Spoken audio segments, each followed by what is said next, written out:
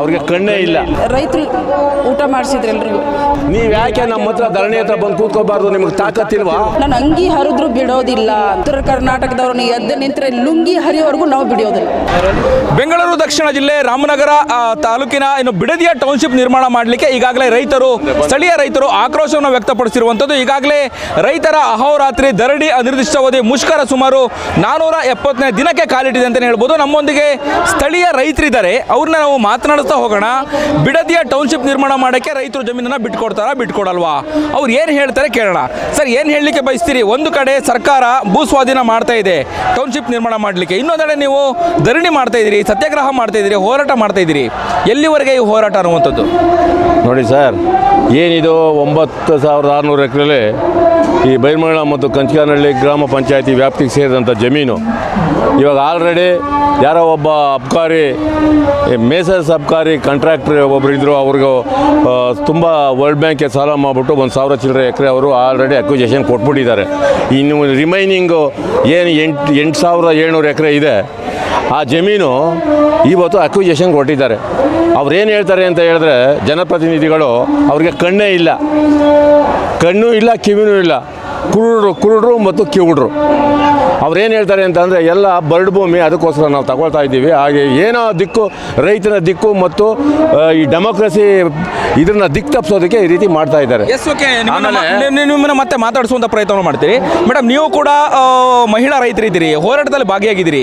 ಏನನ್ಸುತ್ತೆ ನಿಮಗೆ? ಒಂದು ಕಡೆ ಹೋರಾಟ, ಇನ್ನೊಂದು ಕಡೆ ಸರ್ಕಾರ ಜಿದ್ದಿಗೆ ಬಿದ್ದು ರೈತರ ಜಮೀನನ್ನು ಭೂಸ್ವಾಧೀನ ಮಾಡ್ಕೊಳ್ತಾ ಇದೆಯಾ? ಏನನ್ಸುತ್ತೆ ನಿಮಗೆ? ಇದು ಜಿದ್ದು ಅನ್ನೋದಕ್ಕಿಂತ ಸ್ವಾರ್ಥ ಅನ್ಲಿಕ್ಕೆ ಅಂತ ಹೇಳ್ತೀನಿ.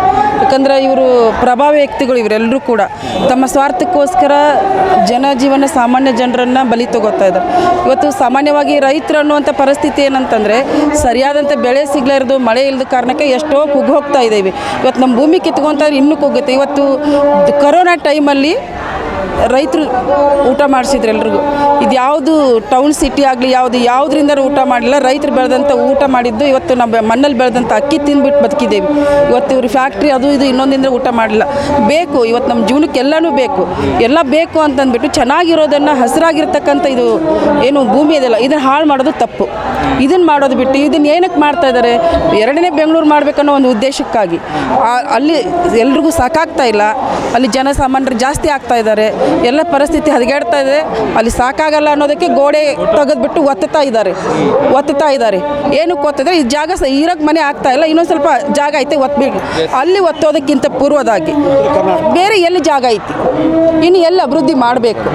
ಇವತ್ತು ಇಲ್ಲಿ ಅಭಿವೃದ್ಧಿ ಮಾಡೋದ್ರ ಹೊರತುಪಡಿಸಿ ನಮ್ಮ ಉತ್ತರ ಕರ್ನಾಟಕದಲ್ಲಿ ಭಾಳಷ್ಟು ಅಭಿವೃದ್ಧಿ ಆಗಬೇಕು. ಯಾಕಂದರೆ ಸಾಕಷ್ಟು ನಮ್ಮ ಎಲ್ಲಿಂದ ಬಂದಿದ್ದೀರಾ? ಉತ್ತರ ಕರ್ನಾಟಕ, ಧಾರವಾಡ ಡಿಸ್ಟಿಕ್ಕು, ಬೆಳಗಾವಿ ಎಲ್ಲ ಉತ್ತರ ಕರ್ನಾಟಕ ಭಾಗದವರೆಲ್ಲ ರೈತರು ಬಂದಿದ್ದೇವೆ. ನೆನ್ನೆನೆ ಬಂದಿದ್ದೇವೆ, ಲಾರಿ ಮುಖಾಂತರ ಬಂದಿದೆ. ನಾವೆಲ್ಲ ಹೆಣ್ಮಕ್ಳು ಗಂಡ್ಮಕ್ಳು ಸೇರ್ಬೋದು. ನೀವು ಬೈರಹೊಂಗಲದಿಂದ ಲಾರಿ ಮುಖಾಂತರ ಏನು ಬಿಡದಿಯ ಈ ಒಂದು ಧಾರವಾಡದಿಂದ ಬಂದಿರುವಂಥದ್ದು. ಈ ಒಂದು ಬೈರಮಂಗಲ ಏನು ಸರ್ಕಲ್ ಇದೆ, ಈ ಒಂದು ಸರ್ಕಲ್ನಲ್ಲಿ ನಡೀತಿರುವಂತಹ ಸುಮಾರು 470ನೇ ದಿನದ ಈ ಒಂದು ಮುಷ್ಕರ ಕಾರ್ಯಕ್ರಮದಲ್ಲೂ ಕೂಡ ಭಾಗಿಯಾಗಿದ್ದಾರೆ. ಸರ್, ನೀವು ಹೇಳ್ತಾ ಇದ್ರಿ, ಈಗ ಹೇಳಿ, ಯಾವ ರೀತಿಯಾದಂಥ ಒಂದು ಮುಷ್ಕರವನ್ನು ಮಾಡ್ತೀರಿ, ಸರ್ಕಾರಕ್ಕೆ ಯಾವ ರೀತಿಯಾಗಿ ಎಚ್ಚರಿಕೆಯನ್ನು ಕೊಡ್ತೀರಾ ಅಂತ? ನೋಡಿ, ಇದು ಎಲ್ಲ ಫಲವತ್ತಾದ ಭೂಮಿ. ನೀವು ಎಲ್ಲಿ ನೋಡಿದ್ರೂ ಕೂಡ ಬರಡು ಭೂಮಿ ಅಂತ ಒಂದು ಎಕರೆನೂ ಕೂಡ ಸಿಗೋದಿಲ್ಲ. ಅವರು ಬಂದು ವೀಕ್ಷಣೆ ಮಾಡಲ್ಲ. ಒಬ್ಬ ಅಧಿಕಾರಿ ಯಾವನೋ ಹೇಳ್ತಾನೆ, ಮತ್ತು ಒಬ್ಬ ಇಲ್ಲಿರ್ತಕ್ಕಂಥ ಜನಪ್ರತಿನಿಧಿ ಯಾವನೋ ಒಬ್ಬ ಹೋಗಿ ಅಲ್ಲಿ ಹೇಳಿದ್ರೆ ಅವ್ರ ಮಾತು ಕೇಳ್ಕೊಂಡು ಅವರು ಈ ಅಕ್ವಿಜೇಷನ್ ಕೈ ಹಾಕಿದ್ದಾರೆ. ರಿಯಲ್ ಆಗಿ ಅವ್ರಿಗೆ ಈ ಏರಿಯಾ ವಿಷಯನೇ ಗೊತ್ತಿಲ್ಲ. ಯಾರಿಗೆ? ಈ ಸರ್ಕಾರಕ್ಕೆ. ಅದರಲ್ಲೂ ಡಿ ಕೆ ಶಿವಕುಮಾರ್ ಅವರು ಯಾವತ್ತಿಲ್ಲಿ ಬಂದು ಒಂದು ದಿವಸ ಈ ಭೂಮಿ ಮೇಲೆ ಕಾಲಿಟ್ಟಿದ್ದಾರೆ, ಅದನ್ನು ನಾವು ರುಜುವಾತು ಮಾಡಬೇಕು. ಅವರು 80% ರೈತರು ಜಮೀನನ್ನೇ ಕೊಟ್ಟಿದ್ದಾರಂತೆ. 75ರಿಂದ 80% ಜನ ಜಮೀನುಗೆ ಒಪ್ಪಿಗೆ ಕೊಟ್ಟಿದ್ದಾರೆ ಅಂತ ಹೇಳ್ತಕ್ಕಂಥದ್ದು ಹಸಿ ಸುಳ್ಳು. ರೈತರ ದಿಕ್ಕು ತಪ್ಪಿಸೋದಕ್ಕೆ ಏನು ಮಾಡಬೇಕು ಆ ಕೆಲಸ ಇವ್ರು ಮಾಡ್ತಾ ಇದ್ದಾರೆ. ಆಮೇಲೆ ನಾನು ಒಂದು ಸವಾಲು ಹಾಕ್ತೀನಿ ಅವ್ರಿಗೆ, 75-80% ಜನ ನಿಮಗೆ ಒಪ್ಪಿಗೆ ಕೊಟ್ಟಿದ್ದಾರೆ ಅಂತ ಅಂದರೆ ನೀವು ಯಾಕೆ ನಮ್ಮ ಹತ್ರ ಧರಣಿ ಹತ್ರ ಬಂದು ಕೂತ್ಕೋಬಾರ್ದು? ನಿಮಗೆ ತಾಕತ್ತಿಲ್ವಾ? ನಿಮಗೆ ಜನ ಬೆಂಬಲ ಇದ್ದರೆ ಬರ್ರಿ, ನಮ್ಮ ಧರಣಿ ಕೂತಿರೋ ಜಾಗಕ್ಕೆ ಬನ್ನಿ, ಅಲ್ಲಿ ಕೂತ್ಕೊಂಡು ನೀವು ಒಂದು ಕಡೆ ನಾವು ಒಂದು ಕಡೆ ಕೂತ್ಕೊಳ್ಳೋಣ. ಸವಾಲು ಹಾಕ್ತೀನಿ, ನೀವು ಬರಬೇಕು ಇಲ್ಲಿಗೆ.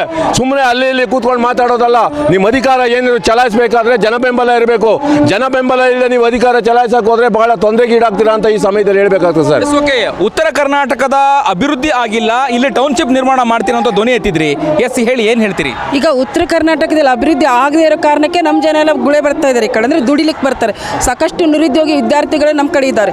ಅವರೆಲ್ಲ ಈಗ ಅವರು ಹೆಂಡತಿ ಮಕ್ಕಳನ್ನ ತಾಯಿ ತಂದೆನ ಸಾಕಬೇಕಲ್ಲ, ಆ ಉದ್ದೇಶಕ್ಕಾಗಿ ಇಲ್ಲಿ ಬರ್ತಾ ಇದ್ದಾರೆ. ನಮ್ಮ ಜನ ಈ ಕಡೆ ಕಿತ್ಕೊಂಡು ಬರೋದಕ್ಕಾಗಿ ಇಲ್ಲಿ ಜಾಗ ಸಾಕಾಗ್ತಾ ಇಲ್ಲ. ಇನ್ನೂ ಅಭಿವೃದ್ಧಿ ಮಾಡಬೇಕು ಇರತಕ್ಕಂಥ ಹಸಿರನ್ನು ನಾಶ ಮಾಡಿಬಿಟ್ಟು ಅಭಿವೃದ್ಧಿ ಮಾಡ್ಲಿಕ್ಕೆ ಹೋಗ್ತಾರೆ. ನಮ್ಮ ಕಡೆ ಸಾಕಷ್ಟು ಬಯಲುಸೀಮೆ ಪ್ರದೇಶ ಇದೆ, ಬಂಜರು ಭೂಮಿ ಇದೆ. ಇವತ್ತು ಮಳೆ ಆಶ್ರಿತ ಬೆಳೆ ಇರೋದ್ರಿಂದ ಒಂದೊಂದ್ಸರಿ ನಮ್ಗೆ ಊಟ ಮಾಡೋಕ್ಕೂ ಅಕ್ಕಿ ಇರಲ್ಲ. ಆ ಪರಿಸ್ಥಿತಿಯಲ್ಲಿ ನಮ್ಮ ಜನ ಬದುಕ್ತಿದ್ದಾರೆ. ಇಲ್ಲಿ ಅಭಿವೃದ್ಧಿ ಮಾಡೋದನ್ನು ಅಲ್ಲಿ ಅಭಿವೃದ್ಧಿ ಮಾಡಿ, ಅಲ್ಲಿ ಬರೋ ಜನ ಕಂಟ್ರೋಲ್ ಆಗ್ತದೆ. ಇವತ್ತು ಆ ಭಾಗದಲ್ಲಿ ಅಲ್ಲಿ ಇದ್ದರೆ ಇಲ್ಲಿಗೆ ಸಾಕಾಗ್ತದೆ. ಅದನ್ನು ಬಿಟ್ಟು ಇಲ್ಲಿ ಅಭಿವೃದ್ಧಿ ಇದ್ದರೆ ನಿಮ್ಮ ಸ್ವಾರ್ಥಕ್ಕೋಸ್ಕರ ನಿಮ್ಮ ಮಗಳ ಹೆಸರಲ್ಲಿ ಎಷ್ಟೋ ಜಮೀನಿದೆ ಅಂತ ಮಾಹಿತಿ ಬಂದಿದೆ, ಆ ಜಮೀನಿಗೆ ವ್ಯಾಲ್ಯೂ ಸಿಗಲಿ ಅಂತ ಅದ್ರ ಜೊತೆಗೆ ಎಲ್ಲ ರೈತರನ್ನು ಗೋಳೆ ಹಾಕೊಂಡು ನೀವು ಮಾರಾಟ ಮಾಡಬೇಕು ಅಂತಿರಲ್ಲ. ಇದು ಎಷ್ಟು ಮೆಜೆಸ್ಟಿಕ್ ಸರಿ, ಇದು ತಪ್ಪು ಮಾಡ್ತಾ ಇದ್ದೀರಾ. ಇವತ್ತು ಇವರು ಹೇಳ್ತಾರೆ, ಮುಖ್ಯಮಂತ್ರಿ ಹೇಳ್ತಾರೆ, ನಾನು ಅಂಗಿ ಹರಿದ್ರು ಬಿಡೋದಿಲ್ಲ ಅಂತ. ಇವತ್ತು ನಮ್ಮ ಉತ್ತರ ಕರ್ನಾಟಕದವ್ರನ್ನ ಎದ್ದು ನಿಂತರೆ ಲುಂಗಿ ಹರಿಯೋವರೆಗೂ ನಾವು ಬಿಡೋದಿಲ್ಲ. ಎಸ್, ಓಕೆ, ಹೇಳಿ ಸರ್. ಸರ್, ನಮ್ಮ ಜೀವ ಹೋದ ಕಡೆ ಭೂಮಿ ಬಿಡಲ್ಲ, ಇದೇ ನಮ್ಮದು ಗುರಿ. ಇದಿಷ್ಟು ಪ್ರತಿಭಟನೆಯಲ್ಲಿ ಭಾಗವಹಿಸಿರುವಂತಹ ಧಾರವಾಡ ಹಾಗೂ ಸ್ಥಳೀಯ ರೈತರ ಆಕ್ರೋಶದ ಮಾತುಗಳಂತಲೇ ಹೇಳ್ಬೋದು. ಕ್ಯಾಮ್ರಾ ಪರ್ಸನ್ ಮಂಜುನಾಥ್ ಜೊತೆ ಅಭಿಜಿತ್ ಗಣೇಶ್, ಪ್ರತಿಧ್ವನಿ ನ್ಯೂಸ್, ರಾಮನಗರ. ಹೆಚ್ಚಿನ ವಿಡಿಯೋಗಳಿಗೆ ಪ್ರತಿಧ್ವನಿ ಯೂಟ್ಯೂಬ್ ಚಾನೆಲ್ ಸಬ್ಸ್ಕ್ರೈಬ್ ಮಾಡಿ, ಬೆಲ್ ಐಕಾನ್ ಕ್ಲಿಕ್ ಮಾಡಿ.